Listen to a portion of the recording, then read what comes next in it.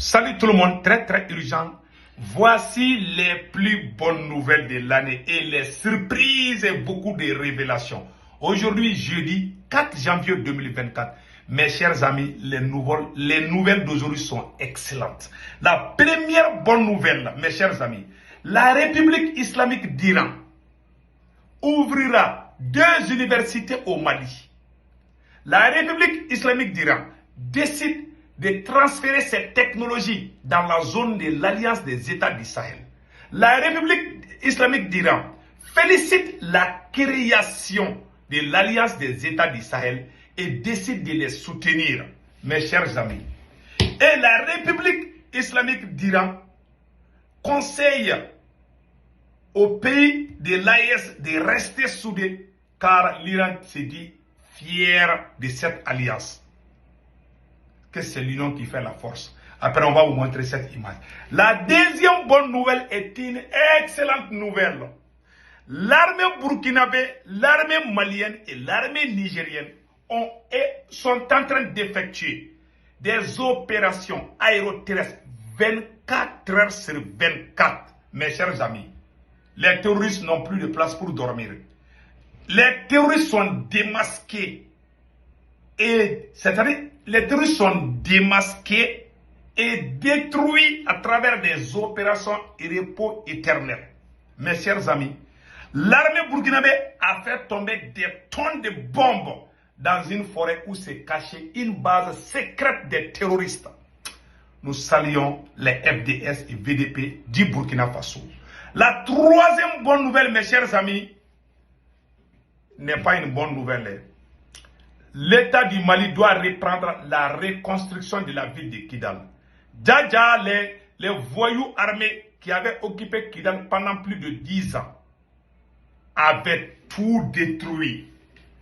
La SEMA avait détruit tout. Même les châteaux d'eau où on donnait l'eau à la population, ils ont coupé ça.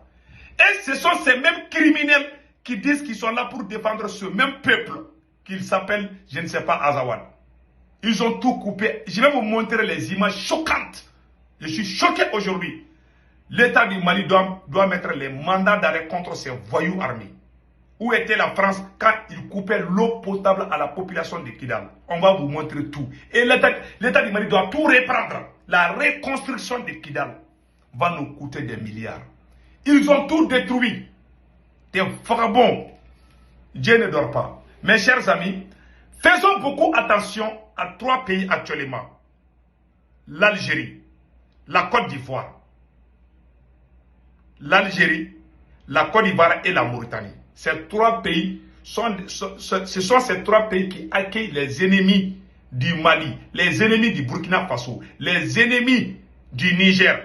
Alassane Dramane Ouattara est très dangereux. Faisons beaucoup attention. Voilà ce que j'ai à vous dire. Il est le seul, la Côte d'Ivoire est le seul pays dans l'Afrique noire qui est un pays qui menace. J'aime les Ivoiriens, je suis fier des Ivoiriens. J'ai vécu en Côte d'Ivoire avant au Mali. J'ai vécu j'ai des frères qui sont dans l'armée ivoirienne. Je ne suis pas contre la Côte d'Ivoire. C'est Ouattara qui est un danger pour les Africains. Ouattara est un pion de la France. Ouattara est l'ennemi de l'indépendance. Ouattara est l'esclave numéro 1. Alassane Dramane Ouattara est l'esclave numéro 1 de Macron. C'est le fils de Macron. Ce présent est une vraie honte pour toute l'Afrique. Alassane Dramane Ouattara. Alassane Dramane Ouattara est une vraie honte pour toute l'Afrique. Il a honni nos ancêtres. Je vous jure, Alassane Ouattara ne mérite même pas de diriger la Côte d'Ivoire. Mais je vous dis, les choses vont s'éclaircir, Inch'Allah. Dieu ne dort pas, hein. Dieu ne dort pas. Là, quand Alassane Ouattara avait un problème avec Babou, c'est le Mali qui hébergeait la famille d'Alassane Ouattara. Quand le Mali a chassé la France, c'est Alassane Dramane Ouattara qui va dire que le Mali est ingrat. Qui a commencé par là? J'ai la vidéo, hein. J'ai la vidéo. J'ai la vidéo où Alassane Ouattara insultait les Maliens. Nous, on a chassé la France et on a chassé les Ivoiriens. Où est ton problème, M. Ouattara? Tu vas aller bombarder le Niger aussi. Où est ton problème? Est-ce qu'ils ont arrêté les Ivoiriens au Niger? Il provoque tout le monde. Il a des problèmes avec le Burkina Faso aussi. Il est là à déranger tout le monde. Il est devenu un problème. Alassane Dramane Ouattara est devenu un vrai problème pour toute l'Afrique. Mais Inch'Allah, Dieu ne dort pas. Donc, allons-y avec des bonnes nouvelles, mes chers amis. Mais avant de démarrer les bonnes nouvelles, s'il vous plaît, venez vous abonner sur ma chaîne YouTube qui s'appelle Sékou Tounkara, les politologues. Quand vous cliquez sur le lien, sur le profil, je porte un képi blanc et un t-shirt blanc. Le nom de ma chaîne YouTube, c'est Sékou Tounkara, les politologues. Pour vous abonner, à votre droite, il y a une écriture noire ou rouge où on écrit s'abonner ou subscribe. En anglais, subscribe. Vous cliquez sur ça, vous êtes déjà abonné. Pour ne pas rater mes vidéos, cliquez sur la photo de la cloche de notification. Attention, il y a la deuxième chaîne YouTube, très intéressante. Dans ces deux chaînes, on fait des émissions en français et en bambara. La deuxième chaîne, c'est Politologue Média. S'il vous plaît, après avoir vous abonné sur la chaîne YouTube Sékou Tounkara les politologues, allez-y vous abonner sur la chaîne YouTube Politologue Média. Je vais vous montrer le profil. Quand vous cliquez sur Politologue Média, voilà la photo du profil du Politologue Média. Pour vous abonner à votre droite, où c'est écrit en noir s'abonner ou subscribe. Ça, ou en rouge, ça dépend des téléphones. Vous cliquez sur ça, vous êtes déjà abonné. Pour ne pas rater des vidéos, cliquez sur la photo de la cloche de notification. Aucune de nos vidéos ne vous échappera. Il y a beaucoup de journalistes qui font des émissions sur Politologue Média. Donc n'oubliez pas, voici la photo du profil de Politologue Média. Après moi, il y a d'autres qui font des émissions là-bas. C'est très intéressant en français et en bambara djoula. Donc allons-y avec les bonnes nouvelles. Mes chers amis, voici la plus bonne nouvelle de l'année. L'Iran félicite la création de l'AES. L'Iran va ouvrir des universités pour nous enseigner la technologie. Et l'Iran va transférer sa technologie ici. Et l'Iran est prêt à soutenir l'alliance des États du Sahel. Après la Russie, la Chine, c'est le tour d'Iran. On est devenu bébé gâté. Écoutons, l'ambassadeur iranien a rencontré le président du CNT, Maliki Diaw. Le président du CNT, honorable président colonel Maliki Diaw, avec l'ambassadeur d'Iran. Les voilà les deux. Donc vraiment, nous allons vous montrer les images tout de suite. On va bien regarder et vous serez très contents. Donc mes chers amis, voilà. Écoutons ce qui vient de se passer. Voilà. Voilà les images. Merci. Voilà. Écoutons maintenant. Journal. Au cours de cette année 2024, la République islamique d'Iran ouvrira 2 universités au Mali. Le pays est aussi disposé à apporter son aide au Mali dans la lutte contre l'insécurité et dans d'autres domaines de développement. L'Iran salue également la mise en place de l'Alliance des États du Sahel. Des annonces fortes faites aujourd'hui par l'ambassadeur de la République islamique d'Iran au Mali à l'issue d'une audience avec le président du Conseil national de transition. Écoutons Hossein Talechi Salihani, ambassadeur de la République islamique d'Iran au Mali, au micro de Fousseini Tounkara. Voilà. من امروز خیلی خرسند هستم که با اکسلانس colonel Malek Diaw دیدار داشتم. Dans cette audience, il a discuté avec son excellence colonel Malek Diaw dans le domaine de renforcement de coopération parlementaire entre les deux pays et d'autres sujets plus importants qui intéressent tous les deux pays ont été aussi abordés. La coopération entre les deux pays concerne différents domaines. Très intéressant. Le domaine de sécurité aussi, ça concerne ça. Que l'Iran, avec son capacité et les potentialités que l'Iran a dans le domaine de la sécurité et la défense, l'Iran est décidé d'aider le Mali. L'objectif de la République islamique est d'aider le Mali. Ce n'est pas pour venir exporter ou importer, c'est venir transformer sur place les potentialités qui sont à la place et transférer les technologies d'Iran dans ce domaine, notamment dans le domaine de l'agriculture, élevage et de la pêche aussi. Qui vous informe que dans cette année 2024, des facultés de l'université iranienne doivent être couvertes à Mali ici. Une, c'est une faculté de technique et professionnelle et l'autre, c'est un centre de l'innovation informatique aussi. La zone du Sahel est très très importante. Donc l'union entre les pays sahéliens, ça permettra d'avance de renforcer la coopération dans tous les différents domaines, notamment dans le domaine de la sécurité et Voilà. de défense aussi. Voilà. Ils ont un adage proverbe iranien qui dit qu'avec une seule main, on ne peut pas applaudir, mais avec deux mains. Donc l'union, c'est toujours bénéfique pour les peuples sahéliens. Voilà. L'Iran nous conseille de rester unis pendant que la France nous divise. Vous voyez la différence entre les gens? Vraiment, on dit merci Iran. Mes chers amis, allons-y avec la deuxième nouvelle. Voilà. Voilà. Maintenant, il y a une grande révélation sur le rôle du drone. Mes chers amis, voici la puissance de feu de l'armée malienne, commentée par l'ORTM. Écoutons. Des femmes, nous nous intéressons depuis quelque temps aux frappes des drones contre les groupes terroristes, des opérations qui permettent de neutraliser mais aussi de détruire les bases des terroristes. Ces actions ont changé la physionomie de cette guerre asymétrique à laquelle notre pays fait face depuis plus d'une décennie. Voyons ce qu'en pense la population sur ces opérations de frappe des vecteurs aériens des femmes avec nos reporters Abdoulaye Sako et Mohamed Sidibé qui ont fait un tour en ville. Les frappes des vecteurs aériens sur le terrain, c'est désormais le sujet qui passionne et anime les débats dans les grains à Bamako. Voilà. Après chaque diffusion dans le journal de 20 heures, les deux amis, Mamadou Keleke Balo et Mamadou Aïdara, ont hâte de se retrouver pour commenter les dernières opérations des drones.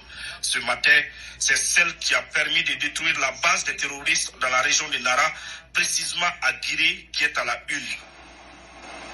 Boum! C'est là où on a découvert un hôpital des terroristes caché dans une forêt. Non, je suis très content aujourd'hui. C'est fini pour les terroristes. Non, la France et ses enfants vont mal dormir aujourd'hui. Alassane Ouattara ne va pas bien dormir aujourd'hui. Donc, mes chers amis, allons-y avec des bonnes nouvelles. Voilà, après le Mali, il y a le Burkina Faso. Mes chers amis, des centaines de kilos de bombes sur une grande base terroriste au centre nord. Allah Akbar. Plusieurs terroristes ont été cuits.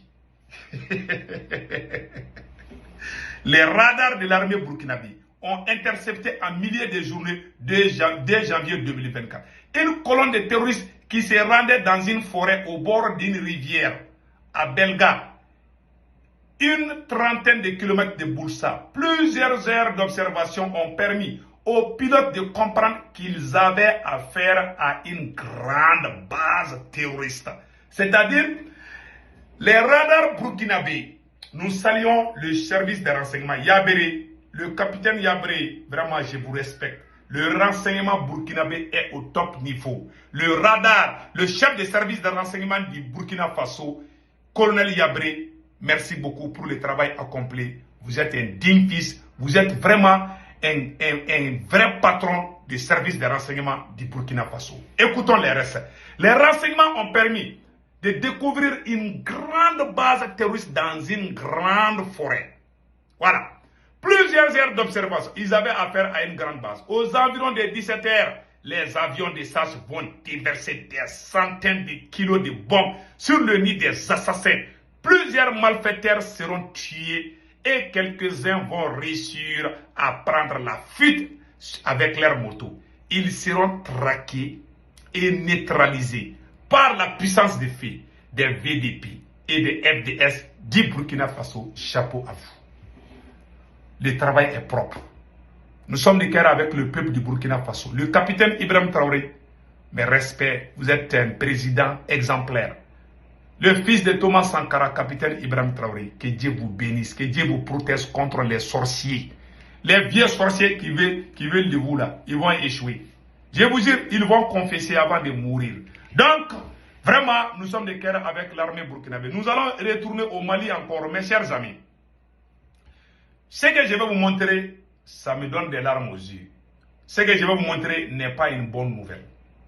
Depuis l'indépendance jusqu'en 2012, les autorités maliennes ont tellement investi dans la ville de Kidal. Aujourd'hui, après la libération de Kidal, je reprends ce côté est très important. J'ai fait ça à un vocal à part. Cette nouvelle m'a fait pleurer. Depuis l'indépendance jusqu'à 2012, l'État malien avait beaucoup investi à Kidal. Des projets de centaines de milliards. Après avoir chassé l'armée malienne à Kidal, voilà les voyous armés ont tout gâté. Quand l'armée malienne a repris Kidal le 14 novembre, je vous jure, la ville de Kidal, pas la ville de Kidal, toute la région de Kidal, y compris Aguelok, Tessalit, et Tessit, Anefis, toutes ces localités seront reconstruites encore. Ils ont tout gâté, les lignes téléphoniques, même les châteaux d'eau où on donnait l'eau aux gens, ils ont tout détruit. Je vais vous montrer, ça va vous choquer, c'est choquant. Sous les yeux de l'armée française, tu ne peux pas croire. Écoutons d'abord le général El Hadj Gamou. Fait des constats amers. Le constat, vraiment, c'est tout à reprendre à zéro à Kidal. Tout ce qui est vraiment l'administration, il faut reprendre à zéro. Tous les services de l'État. Fort de ce constat. Donc, vous avez vu maintenant, le général El Hadj Gamou, gouverneur de Kidal, vient de dire qu'on doit tout reprendre à Kidal. Ce qu'ils ont fait là, je vais vous montrer ça tout de suite. C'est vraiment choquant, hein? C'est choquant, mais je vais vous montrer tout de suite. Écoutons et regardons. Écoutons. De l'indépendance jusqu'aux événements de 2012, la région de Kidal a toujours bénéficié des infrastructures socio-économiques pour le bien-être de la population. Ces réalisations faites par l'État du Mali ont été vandalisées pendant la période d'occupation, suscitant ainsi des dépenses énormes au gouvernement pour la reconstruction de la 8e région administrative.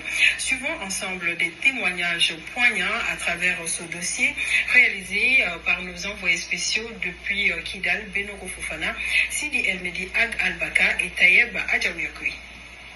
La région de Kidal, située à l'est du pays, est la 8e région administrative du Mali. Créée le 11 avril 1992 par le gouvernement de l'époque sur décret, elle s'étend sur 260 000 km². Cette région, qui autrefois relevait de la région de Gao, a tout le temps bénéficié des infrastructures socio-économiques de base pour le bien-être de la population. En témoigne cette première maternité de Kidal, construite par le président Modibo Keïta, père de la nation malienne. Le groupe scolaire Baye Ag Mahaha, situé au quartier centre-ville, inauguré en 1967, est la première école de la ville de Kidal et on en oublie volontiers. C'était la subdivision de Kidal, nécessaire Écoutons. nécessaire au démarrage d'une région. Ouais, les réalisations. Ils ont tout détruit. La SEMA a tout détruit. Jusqu'à l'avènement des problèmes en 2012. Ces écoles, services administratifs, installations hydrauliques et autres réalisées par le gouvernement du Mali afin d'épanouir la population kidaloise sont sujets de vandalisme à chaque fois que les bandits armés s'emparent de la ville de Kidal sous le pseudonyme indépendantiste. Vous voyez comment ils ont détruit les maisons avant de quitter Kidal. Et ils disent qu'ils défendent la population touareg. Ils les ont coupé l'eau. Ils les ont tout coupé. Ils ont tout détruit avant de quitter. Est-ce que si tu aimes quelqu'un qui doit lui couper l'eau? Voilà ces criminels qui ont fait ça pendant plus de 10 ans sous les yeux de la France. Ils ont mis la loi charia, la loi islamique à Kidal. Même si tu joues la raison, ces voyous vont venir t'arrêter. La France n'a rien dit. C'est quand l'armée malienne est arrivée que les Kidalois ont expliqué. Vous voyez, ces maisons-là ont été saccagées par la SEMA. Des voleurs, des criminels, des bandes. On doit même mettre les mandats d'arrêt contre ces voyous-là. Écoutons les restes. Toutes choses qui engendrent d'énormes pertes économiques pour l'État malien et le maintien de la population kidaloise dans une précarité. Cette école a été victime de vandalisme. Donc les directions ont été saccagées. Donc la population kidaloise témoigne. Les gens sont très contents de l'arrivée des femmes. La population kidaloise était en otage par ces voyous armés. Écoutons. Et les documents didactiques ont été brûlés. Tous les archives qui concernent cette école ont été brûlés à la suite. Vous voyez, ils ont brûlé même les archives de l'école. C'est-à-dire qu'ils ont fermé les écoles. Ils ont brûlé même les archives de l'école. Ils ont tout, même les hôpitaux. C'est-à-dire que tout ce qui peut aider la population, ils ont tout détruit. Et maintenant, on dit que ce sont eux qui représentent la peau. Quelqu'un que toi tu aimes, est-ce que tu dois lui faire ça? Vous voyez, ça fait mal, hein? Écoutons les restes. Les coupables même de cette initiative-là n'ont pas pu être interpellés. Au niveau de la période d'occupation, que ces branchements illicites-là ont été faits. Parce que regarde le tuyau du refoulement, quand on exploite l'eau, au niveau du fourrage, c'est ce qui amène l'eau au niveau du château. Maintenant, quand tu vois, les gens sont branchés sur ce tuyau de refoulement-là, l'eau n'arrive plus au château. Vous voyez? Vous voyez? Le monsieur explique, l'eau n'arrive plus, ils ont tout gâté. L'eau qui, ça dit que c'est inacceptable, quoi. Vraiment, je ne suis pas content aujourd'hui. Regardez, ils ont tout gâté. Certains quartiers qui ce tuyau-là traverse, et ils se profitent de cela, faire des branchements illicites. Effectivement, c'est ces difficultés qu'on a. On a enregistré des dommages dans certaines localités telles qu'à Nafif, à Galop, Tissalit et même à l'intérieur de la ville de Kidal. Les dommages ont porté sur les bâtiments, des installations au niveau du camp 2 et au niveau d'un site qui est à l'ancien aéroport de Kidal par des individus mal intentionnés. Ces dommages ont joué sur l'économie de la région de Kidal. Ça, c'est une chose que nous avons tous regretté. Les vandalismes dont ont été victimes les infrastructures. Ces saccages, effectivement, portent préjudice à la région. La population, lui demandons de s'impliquer dans la restauration, la sécurisation de ces infrastructures. La population a une large part de responsabilité dans le rétablissement de cette situation. Ici à Kidal, de 2012 à 2023, plusieurs domaines de l'État ont été abusés par les bandits armés, à savoir le premier camp de garde, la première prison contiguë au fort de Kidal et les services d'élevage sont effacés et morcelés. L'aviation de la ville a subi le même sort, au profit de ces mêmes bandits armés qui en ont fait un quartier résidentiel. Kidal reconquéri par les Famans le 14 novembre dernier, après une décennie d'occupation par les bandits armés, le nouveau gouverneur, après son installation, fait des constats amers. Le constat, vraiment, c'est tout à reprendre à zéro à Kidal.